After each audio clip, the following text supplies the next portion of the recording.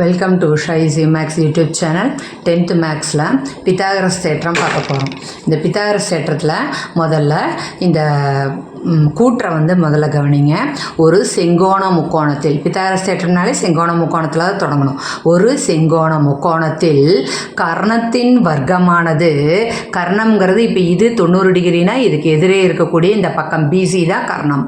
அப்போது ஒரு செங்கோண முக்கோணத்தில் கர்ணத்தின் வர்க்கமானது மற்ற இரு பக்கங்களின் வர்க்கங்களின் கூடுதலுக்கு சமம். இரு பக்கங்களின் வர்க்கங்களின் கூடுதலுக்கு சமம்னு வரும். இப்போ இதுக்கு ஒரு முக்கோணம் வரைஞ்சிக்கிறோம். மேலே ஏன்னு வச்சுக்கிறோம். இதுதான் நமக்கு கொடுத்தது. ஏபிசிங்கிறது ஒரு முக்கோணம். அதில் ஏ 90 டிகிரின்னு கொடுத்துருக்காங்க.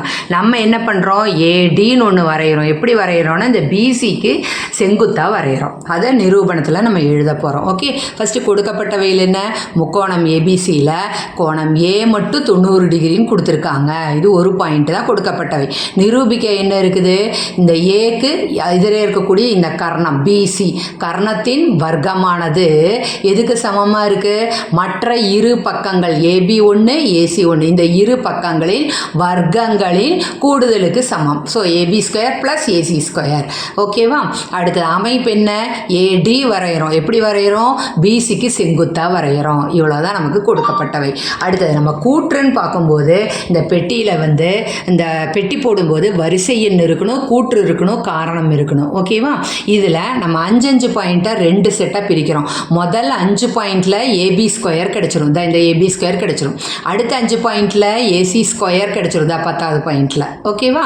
11வது பாயிண்ட்டு 12வது பாயிண்ட் என்னென்னா இந்த ஏபி ஸ்கொயர் ஏசி ஸ்கொயர் கூட்டுறோம். கூட்டி பிசி ஸ்கொயர் நம்ம கொண்டு முடிச்சிருவோம். ஓகேவா.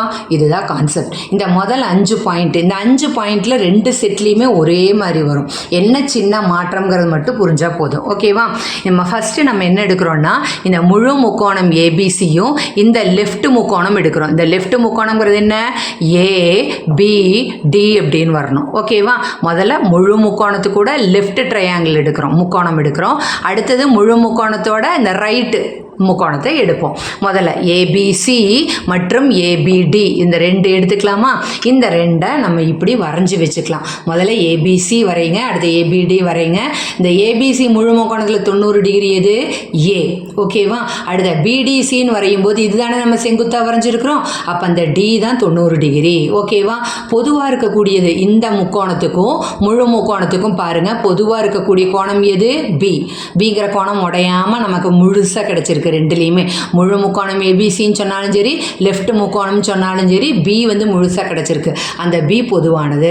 இதுதான் நம்ம முதல் 2 பாயிண்ட் எழுதுகிறோம். முதல் பாயிண்ட் என்ன எழுதுகிறோம், எது 90 டிகிரின்னு எழுதுகிறோம். எது 90 டிகிரி, இந்த ஏ, அதாவது 3 எழுத்தில் எழுதும்போது பி ஏசி. இந்த முக்கோணத்தில் முழு முக்கோணத்தில் ஏ நடுவில் வச்சுக்கோ, இந்த லெஃப்ட் முக்கோணத்தில் டி நடுவில் வச்சுக்கோ, மற்ற எழுத்தெல்லாம் அப்படியே ஓரத்தில் போடு. சமம் 90 டிகிரி. இது எங்கிருந்து கிடைச்சிது, கொடுக்கப்பட்டது மற்றும் அமைப்பிலிருந்து. கொடுக்கப்பட்டதில் ஏ 90 டிகிரி, அமைப்பில் டி 90 டிகிரின்னு வர்றதுனால இந்த 2 எழுதிடுறோம். ஓகேவா. செகண்ட் பாயிண்ட் என்ன எழுதுகிறோன்னா, பொதுவான கோணம் எதுன்னு எழுதுகிறோம். இதில் எது பொதுவான கோணம், பி. பி பொதுவானது. எதிலிருந்து கிடைக்குது, படத்திலிருந்து. இந்த 2 கோணங்கள் சமமாக வர்றதுனாலேயே இந்த கொடுத்த 2 முக்கோணமும் சர்வசமம்னு எழுதுகிறோம். என்ன விதிப்படி, ஏ விதிமுறைப்படி. ஏன்னா ஆங்கிள், ஆங்கிள் ஆங்கிள் விதிமுறைப்படி, கோணம் கோணம் விதிமுறைப்படி. ஓகேவா.